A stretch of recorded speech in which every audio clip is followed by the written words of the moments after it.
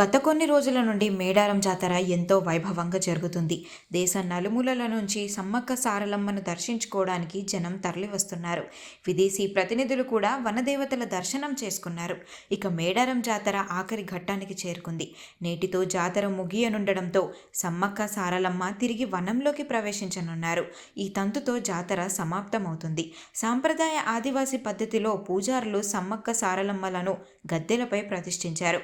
సమ్మక్క సారలమ్మను తీసుకొని వస్తున్న సమయంలో పోలీసులు మూడంచెల భద్రతను ఏర్పాటు చేశారు. వనదేవతలు గద్దెలపైకి చేరుకోగానే పోలీసులు తుపాకీ తూటాలు గాల్లోకి పేల్చి స్వాగతం పలికారు.